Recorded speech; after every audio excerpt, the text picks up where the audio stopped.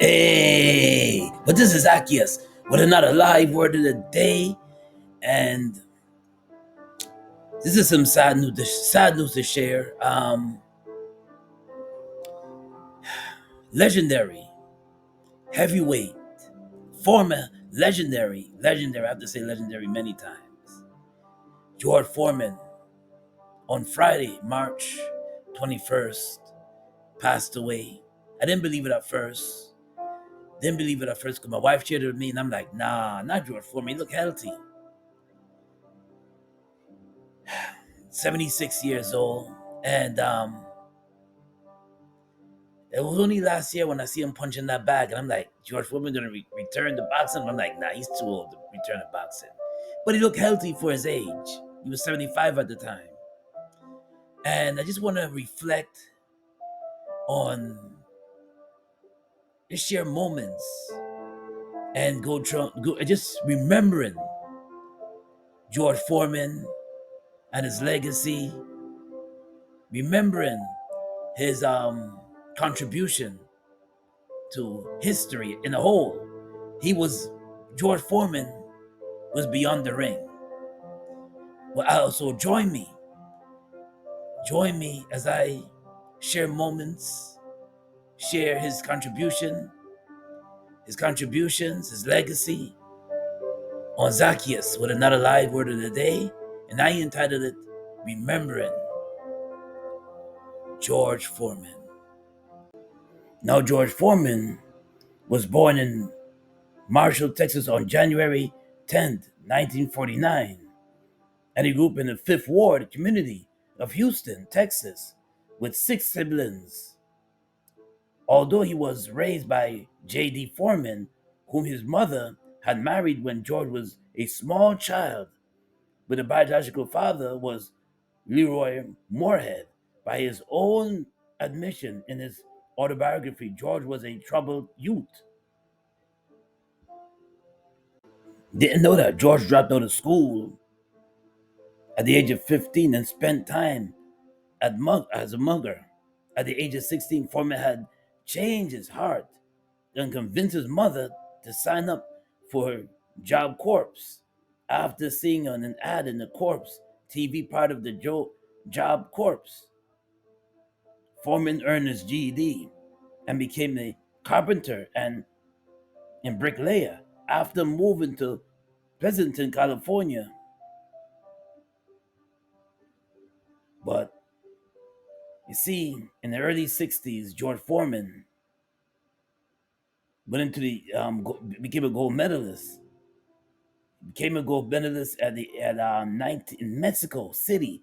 This is a picture of him in Mexico City in 1968 when he became a gold medalist, got the Golden Glove. Yeah, then became a professional boxer, fighter. Then in 1973, he defeated Joe Frazier in Jamaica in 1973, January 22nd of 1973. One of his most famous fights was with Ken Norton, very popular fight that he won, beating Ken Norton. And of course, 1974, Thriller Manila, that he lost against Ali. That's a very popular and famous fight for him that he lost that one. And then in 1969, George Foreman became a professional boxer. A round knockout of Donald Walham in New York City. He had a total of 13 fights that year, winning all of them by knockout. In 1970, George Foreman continued his march towards this undisputed heavyweight title, winning all 12 of the bouts. All 12 of the bouts. And he was unstoppable at that moment, at that time in his life. Unstoppable, on fire, and unstoppable. Unstoppable. And then in of October 28th of 1974, he graced the Sports Illustrated magazine. You see, this is the moment when he lost against Ali, and he in 19 the Thriller Manila famous fight that he had with Muhammad Ali, and he lost that fight, and he wanted Ali again. So, and to make a long story short, he graced that magazine, Sports Illustrated magazine, in 1974, and he wanted Ali again.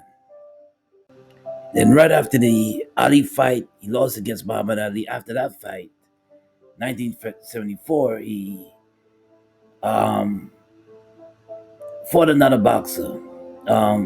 George Foreman fights Jimmy Young in San Salmon, Puerto Rico in 1977. Young won the fight by unanimous decision, and Foreman retired. Afterwards, Foreman, who said he had a deeply religious experience following the loss of Young, became a preacher. And George Foreman took a 10-year hiatus and focused on ministry. So I go into boxing, and he's listening to this lady praying and all the time. I said, I'm gonna fix it. I'm gonna become rich. That'll stop all that praying. She never stopped praying. Then I became a minister at the Church of the Lord Jesus Christ, and she told me once. She said, first, I didn't go for it. I didn't believe in it. She said, but now you're my pastor. I believe in you. Wow. That is the most touching thing. She said, you're my preacher. Wow. That was the most touching thing that ever happened to me. She believed in me and believed in what I was doing. I had a vision years ago. I'm sitting down in one of my aunt's house, and I saw this book open and it said evangelistic, and it just was written all over that book. I found God, and I found out about Jesus Christ. I don't want that lost. So I'll go in. And then George Foreman made a comeback in boxing in 1994 at the age of 45 when he defeated Michael Moore. Now, Michael Moore's way younger than him and became the oldest heavyweight champion in history. Yeah. Yeah, he returned to boxing. Yeah, and he defeated Michael Moore. I remember that bout. He defeated Michael Moore.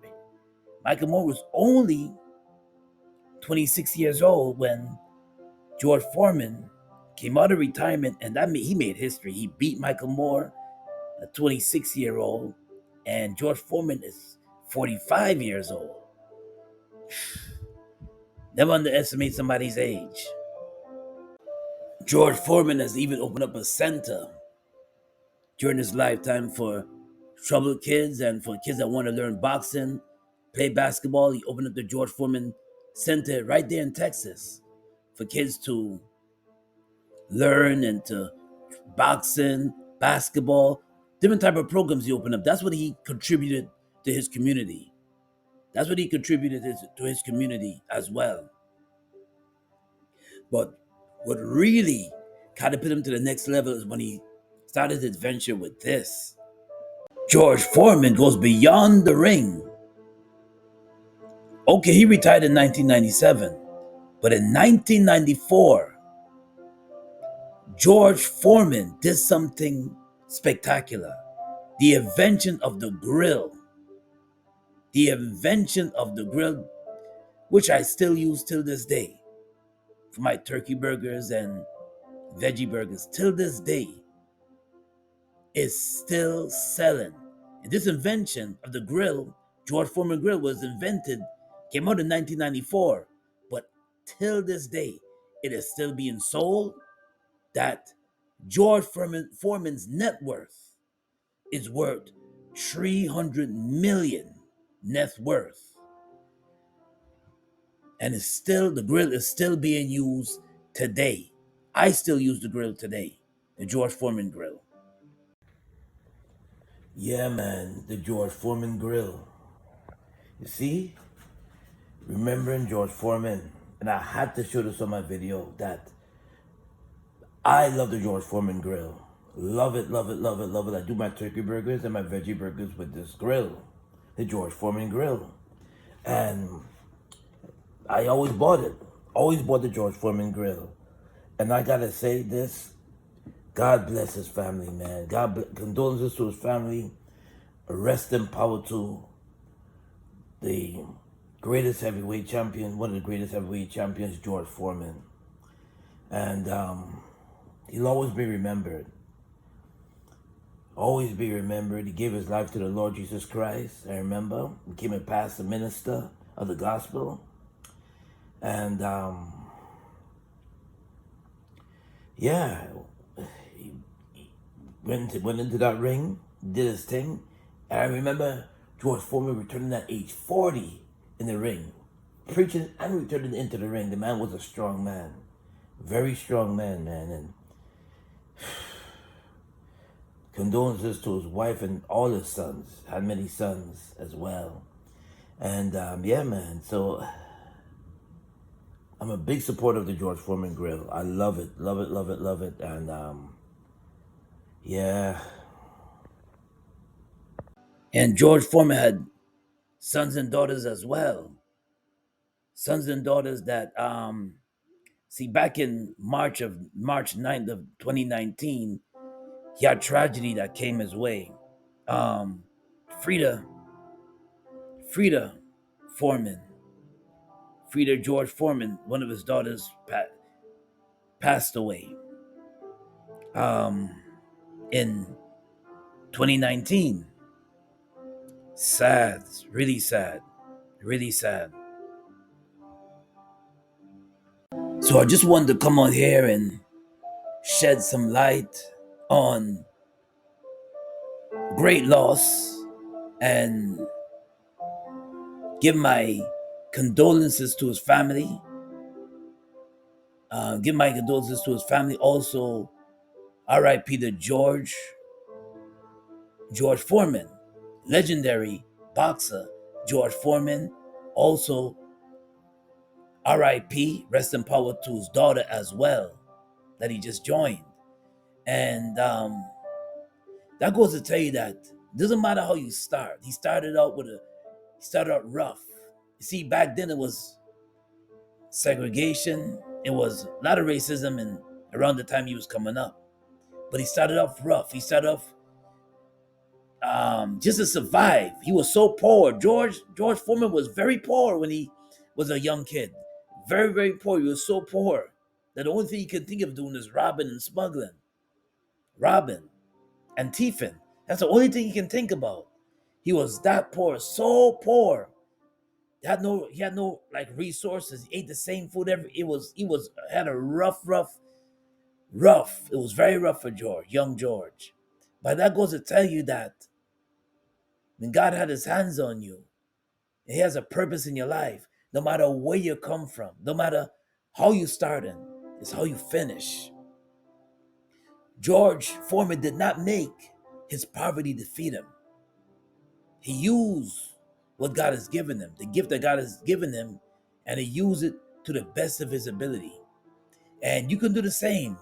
You don't have to be in your doom and gloom and think that you can't make it. Just look at George's testimony. Let his testimony be an encouragement for you that you can go on, you can continue to fulfill your dream that God has placed in your heart. Don't let no one stop you from your dreams, pursuing your dream, and stop you from reaching your goal. Remember, pray and put God first, and that's what George did. Now George is resting with the Lord now. He's resting in peace, but in Jesus. He gave his life to the Lord Jesus Christ. And if you don't know him today or tonight or in the whenever hours you're listening to me, it's time to get to seek him and to know him. The book of Romans, chapter 10, verse 9. If you confess with your mouth and believe in your heart that Jesus Christ is Lord, you are saved. And I just wanted to come on here and reflect on George Foreman. And once again, condolences to his family and extended friends, his friends. And rest in power to George Foreman, along with his daughter. Now, the live word of the day is coming out of Ecclesiastes chapter 9, verse 11. The race is not for the swift, but he who endureth to the end. And George Foreman endured to the end. Rest in peace, my brother. To you and your daughter, rest in peace. Condolences once again to his family and friends. God bless. And if you like what I shared, smash the button, the like button. Also, subscribe to my channel. I got more coming for you. God bless. He was only 76. He was 76 years young. Rest in peace to George Foreman. But this is Zaccheus with another live word of the day. God bless and be safe out there. Peace and blessings. Until next time.